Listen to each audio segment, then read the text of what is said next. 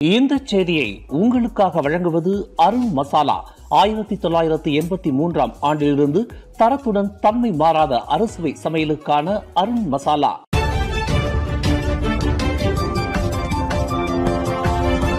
வணக்கம். திசைகளின் ஒரு மணி செய்திகள். சிறுவனின் பராமரிப்பு உரிமை மீதான சர்ச்சையே திஷான் கொலைக்கு காரணமாகும்.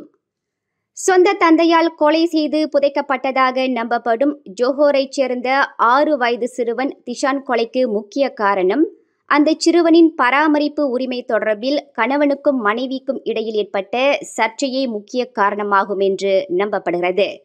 இக்கொலை தொடர்பில் தற்போது தடுப்பு காவலில் வைக்கப்பட்டுள்ள அந்த சிறுவனின் 36 வயதுடைய தந்தையும் அவனது தாயாரும் விவாகரத்து செய்து கொள்வதற்கான நடைமுறையில் ஈடுபட்டுள்ள வேளையில் அவ்வாறு விவாகரத்து செய்து கொண்டால் சிறுவனின் பராமரிப்பு உரிமையை யார் ஏற்பது தொடர்பாக எழுந்த குடும்ப சண்டையே கொலைக்கான காரணம் என்று நம்பப்படுவதாக நெகிரி செம்பிலான் மாநில போலீஸ் தலைவர் டத்தோ அஹமத் ஜாஃபிர் முகமது யூசுப் தெரிவித்தார்.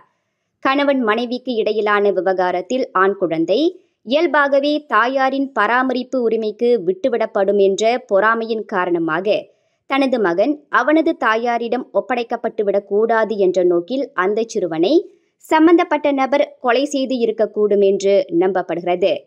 சிறுவன் புதைக்கப்பட்ட நெகிரி செம்பிலான் ஜொம்போல் பகுதி அந்த நபருக்கு பரிச்சயமான பகுதியாகும்.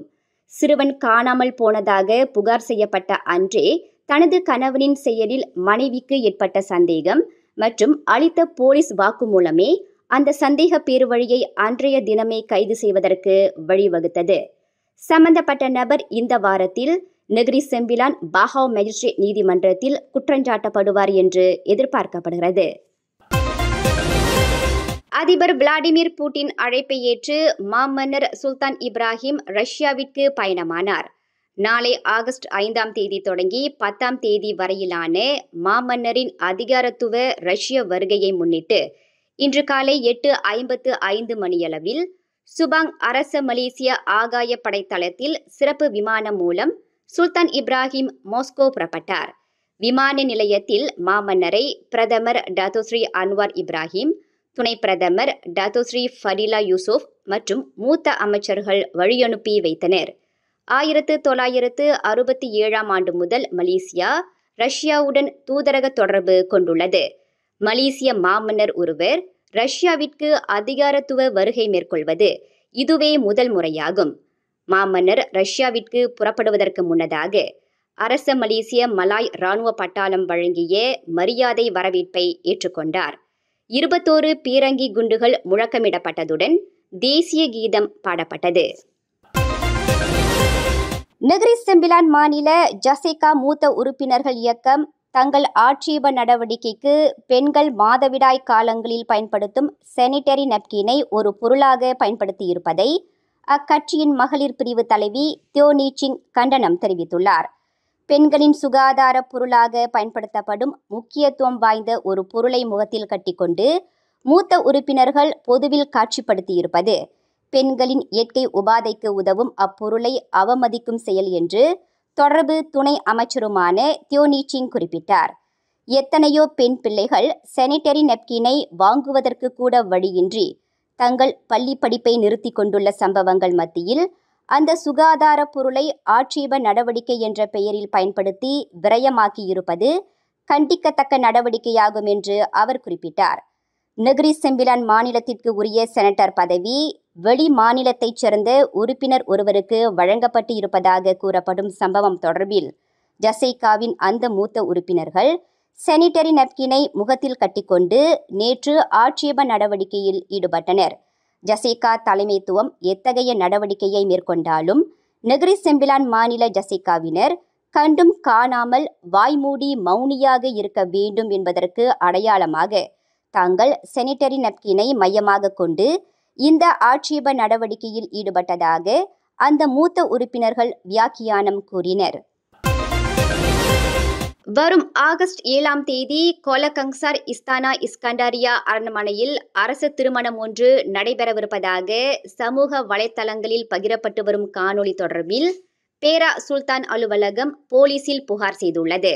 அந்த காணொளியில் தெரிவிக்கப்பட்டுள்ள தகவல் உண்மை இல்லை என பேரா சுல்தானின் அரசு பணிகளுக்கான மேலாளர் டத்தோ பெங்கலோலா பிஜாயா மியோர் ஹெஸ்புல்லா மியோர் அப்துல் மாலிக் தெரிவித்தார். வரும் ஆகஸ்ட் 7ஆம் தேதி பேரா அரண்மனையில் எந்த ஒரு திருமணச் சடங்கும் நடைபெறவில்லை என்பதை பொதுமக்களுக்கு தெரிவித்துக் கொள்வதாக இன்று வெளியிடப்பட்ட ஓர் அறிக்கையில் மியோர் ஹெஸ்புல்லா தெரிவித்துள்ளார். லாரியும் பேருந்தும் மோதிக்கொண்ட விபத்தில் லாரி ஓட்டுநர் படுகாயத்திற்கு ஆளானார். பேருந்திலிருந்த 9 பயணிகள் அதிர்ஷ்டவசமாக உயிர் தப்பினர். இந்த சம்பவம் இன்று அதிகாலை 1 மணியளவில் வடக்கு தெற்கு நெடுஞ்சாலையின் 220.5வது கிலோமீட்டரில் மலாக்கா அலுர்காஜாவில் நிகழ்ந்தது. இதில் லாரியின் இடிபாடுகளுக்கு இடையில் சிக்கிக்கொண்ட 23 வயதுடைய லாரி ஓட்டுநர் கடும் காயங்களுக்கு ஆளாகினார். அதிகாலை 1-2 மணிக்கு கிடைக்கப்பெற்ற அவசர அழைப்பை தொடர்ந்து 10 பேர் கொண்ட தீயணைப்பு மீட்பு குழுவினர் சம்பவ இடத்திற்கு விரைந்ததாக மலாக்கா மாநில தலைவர் ஜுல்கைரானி ரம்லி தெரிவித்தார். இதில் 64 வயது பேருந்து ஓட்டுநர் மற்றும் பேருந்திலிருந்த 9 பயணிகள் எவ்வித காயமின்றி உயிர் தப்பியதாக அவர் குறிப்பிட்டார்.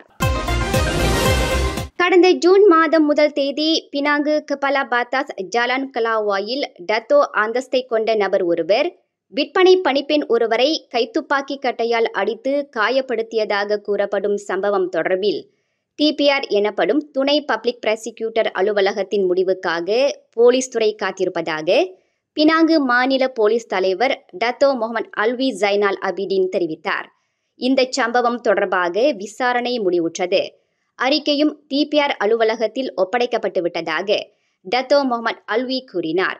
இந்த தாக்குதல் தொடர்பில் கடந்த ஜூன் 3ஆம் தேதி காலை 9:30 மணியளவில் 41 வயதுடைய நபர் கைது செய்யப்பட்டதாக திமோர் லவுட் மாவட்ட போலீஸ் தலைவர் அப்துல் ரோசா முகமது தெரிவித்திருந்தார்.